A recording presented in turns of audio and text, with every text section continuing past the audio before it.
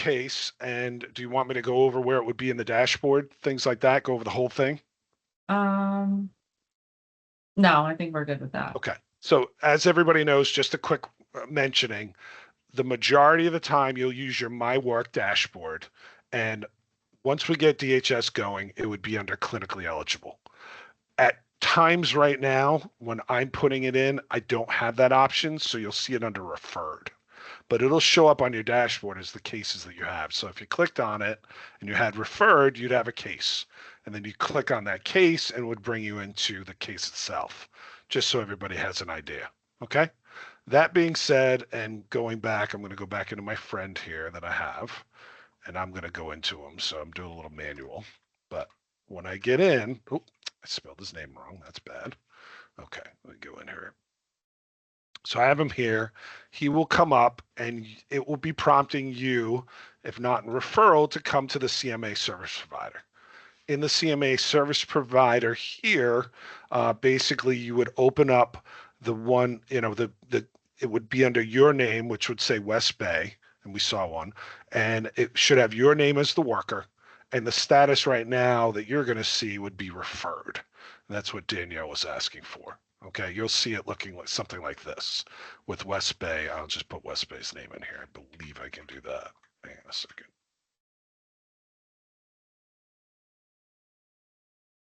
That'd be West Bay. Should be just here, so that way you get a whole look. They don't have the newest one, so I'm just going to put this in real quick, just so it says, it'll say West Bay.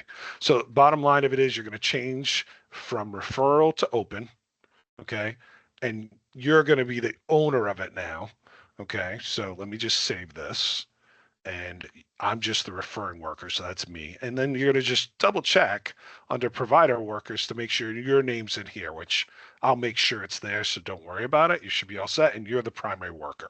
So you get to do everything with the case, okay?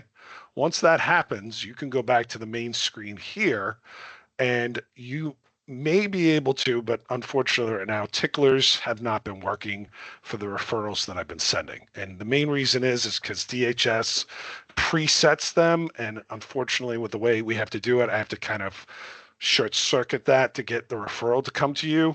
So I apologize that happens, but I will show you the manual way to get that done. Normally they would be in here and you would see, as if you haven't heard already, let me just see if I can get you what you need.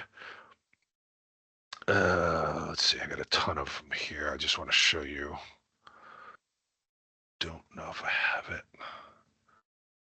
Tickler, and I don't. I think I got rid of it as an example. But without the ticklers, there's plenty of ways to get the information you need to get done in the first 3 days of your ownership of the case. So if you go to the demographics tab, okay, when you go to the demographics tab, you'll see all the main information about your client. If you go to the word merge selector up at the top tab and you look underneath it, the second one down is the case manager introduction letter. That's one of the two. If you had a tickler, would come up and you could click on it and it literally brings you the same screen once you click this. So if you click on it, it brings you to that case manager introduction letter. Now that letter will show up. You could use it as it is if you want to. It'll pre-populate. It'll also save a copy to your PC if you want to work on it in Microsoft Word, add your letterhead, add any other information. You can open it up right here, as you see on the top. As you can see here, just general information. It takes my address as a caseworker. That's why we ask for your address. We ask for your phone number. We ask for any kind of information we can have about the agency because it should populate. But the bottom line of it is that it will put the person's address and name, the date that is today, and this is called the Medicaid Case Manager Introduction Letter. So you have a couple of choices. The only thing I say that I think been pretty clear about is in order to make sure you have a proof of this on file, because it will be tracked, make sure you either save the version that you're working on that you just are printing out that you're good to go with, or the one that you have used in Word on your PC, save it up to the client's note file and put it in as a note attachment So that way you have proof that you've sent that letter, because it's a big thing, not just to the state or your supervisory team or anything.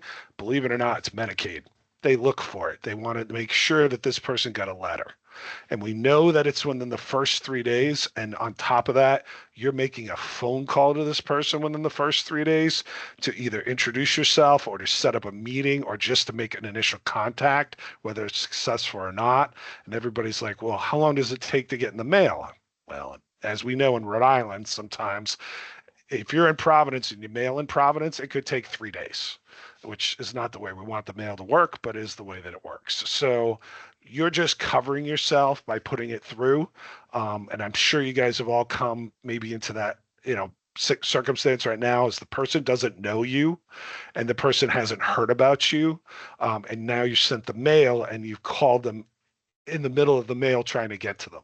So as I say, this is something that's important and making sure you can get there. So after you've done that and saved it, this part of that tickler that was there is done. You could close this and you can go back into the client's record.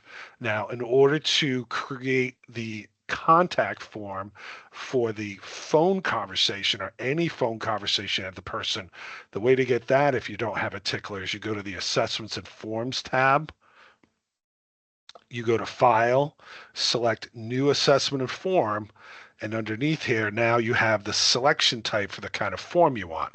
You won't see a list as big as this one, but you'll definitely see this one called Contact Form.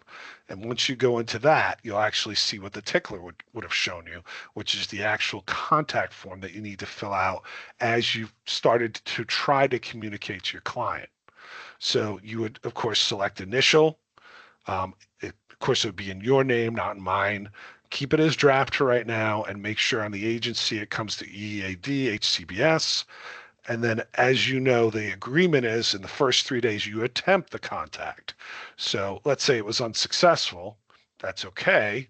You're going to put in that it was unsuccessful. The type of contact was the person-centered choice meeting initial, and then you fill out the rest of the information. And when you're done and you've put in everything other, including notes like got answer machine, will follow up tomorrow, talk to cousin, uh, client wasn't available, will be available at 3 o'clock, any of those, because as we know, unless the client is very, very much impaired, and you'd have to make a note about that, you want to talk to the client, because sometimes if you talk to just the daughter, or you talk to the cousin, or you talk to somebody else, and the client is definitely cognizant of things and capable of things, they can refuse you if you ever make a meeting with somebody else and you show up. So you want to make sure you make that meeting with the most responsible person, either the client themselves or the family that's caring for the client based upon circumstances. So you put, Kevin, yep, I have a question just for the contact form. We've just had like a lot of confusion with that since the beginning. So the sure, contact form is the very first initial contact with the client. And then correct. after that, the contacts for the month, is that the monitoring form? Or is that another contact form for each month, that one contact?